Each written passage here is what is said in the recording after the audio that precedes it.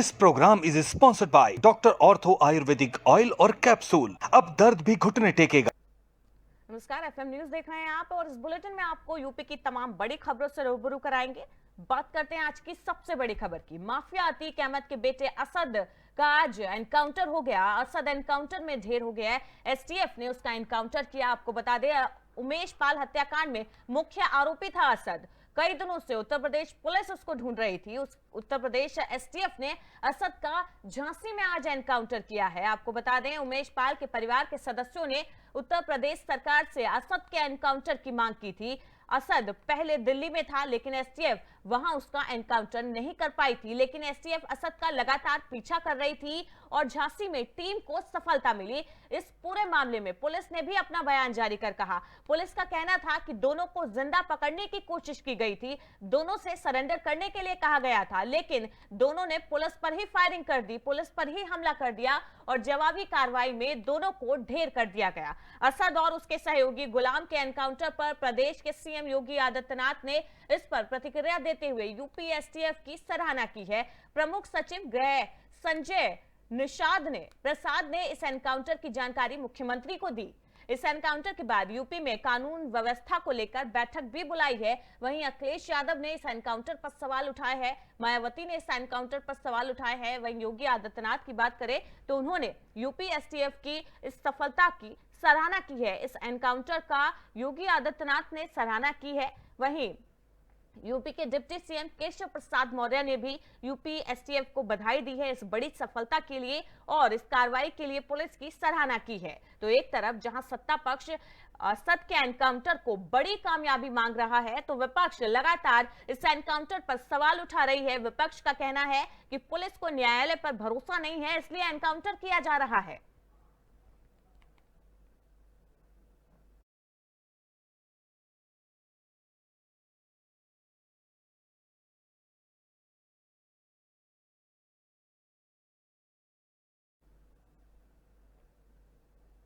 वहीं अतीक अहमद की remand copy से बहुत बड़ा खुलासा हुआ है। रिमांड कॉपी से पता चला कि अतीक बॉर्डर पर ड्रोन से गिराए हुए हथियार खरीदता था। आपको बता दें, हथियार पाकिस्तान की तरफ से ड्रोन से आते थे। अतीक की रिमांड कॉपी से ये बड़ा खुलासा हुआ है। बॉर्डर पर ड्रोन से गिराए गए हथियार खरीदता था अतीक। आपको बता दें, हथियार पाकिस्तान की तरफ से ड्रोन के जरिए आते थे। अतीक के पास हथियारों का जखीरा है। इनके संबंध में आईएसआई और लश्कर से भी मिले हैं। जी हां, अतीक के जो संबंध है वो आईएसआई और लश्कर से भी मिले हैं। हालांकि इसकी अभी जांच की जा रही है, लेकिन अतीक की रिमांड कॉपी से ये बहुत बड़ा खुलासा हुआ है कि अतीक बॉर्डर पर ड्रोन के जरिए लाए गए हथियारों को खरीदता था। बॉर्डर पर पाकिस्तान से ड्रोन के जरिए हथियारों की सप्लाई होती थी, जिसको अतीक खरीदता था।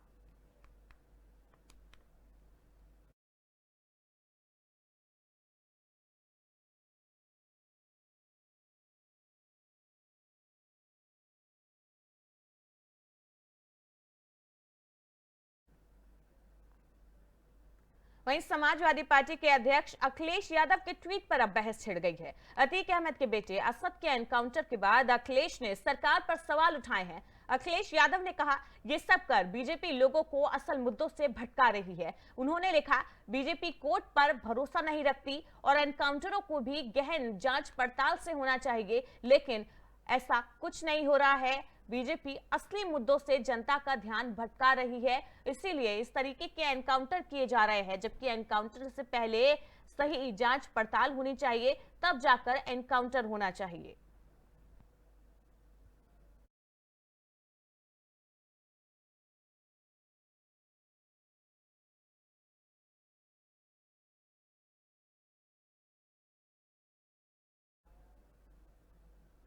वहीं वृंदावन में बीती रात परिक्रमा कर रहे श्रद्धालु महिलाओं के साथ बाइक सवार युवकों द्वारा लूटपाट की गई, जिसके बाद सनसनीखेज मामला ये सामने आया। इतना ही नहीं, बेखौफ लुटेरों ने लूट का विरोध कर रहे ई रिक्शा चालक को गोली मार दी, जिसे गंभीर अवस्था में आगरा के एक निजी अस्पताल में भर्ती कराया गया। पुलिस मामले की जांच में जुटी है। जानकारी के अनुसार इंदौर की रहने वाली समीक्षा विशानी अपनी साथी मंजू माहेश्वरी, शालिनी डोंडिया और कुंजा माहेश्वरी रमन रेती स्थित एक गेस्ट हाउस में 2 दिनों से ठहरी हुई थी। बीती रात चोर महिलाएं ई रिक्शा से वृंदावन की परिक्रमा करने निकली। उसी दौरान चीरघाट से निधिवन मार्ग पर बाइक सवार दो बदमाशों ने सुनसान इलाके का फायदा उठाकर ई रिक्शा को रोक लिया और तमंचे का डर दिखाकर महिलाओं से पर्स छीन लिया। इस बीच ई रिक्शा चालक राघवेंद्र ने हिम्मत जुटाते हुए लुटेरों को रोकने की कोशिश भी की तो बेखौफ लुटेरों ने ई रिक्शा चालक को गोली मार दी। देर रात 12 बजे के आसपास थाना वृंदावन के परिक्रमा मार्ग पर एक ई रिक्शा चालक को गोली लगने की सूचना प्राप्त हुई, जिस सूचना पर पुलिस तत्काल कार्रवाई में आगे गई और उसको अस्पताल में एडमिट कराया, जहां उसकी हालत ठीक है। घटना का जो कारण बताया गया मजरूब द्वारा वो ये है कि उसका कहना है कि हमारे साथ कुछ तीर्थ यात्री थे जिनको दो बाइक सवार लोगों ने लूटने का प्रयास किया और जिसका विरोध करने पर उन लोगों द्वारा गोली चलाई गई है। इसमें अभी तारीख प्राप्त नहीं हुई है। तारीख प्राप्त करते ही पुलिस की कई टीमें ऑलरेडी लगी हुई हैं, सीसीटीवी फुटेज खंगाले जा रहे हैं और जल्दी से जल्द अभियुक्त को गिरफ्तार किया जाएगा। सर, जो घायल है वहाँ के कहाँ पर गोली लगी है और कहाँ पर इलाज चल रहा है? उसके हाथ में गोली लगी है, जिसका इलाज इस समय आगरा के किसी प्राइवेट हॉस्पिटल में चल रहा है, जो ठीक है। देर रात 12 बजे के आसपास थाना वृंदावन के परिक्रमा मार्ग पर एक ई रिक्शा चालक को गोली लगने की सूचना प्राप्त हुई।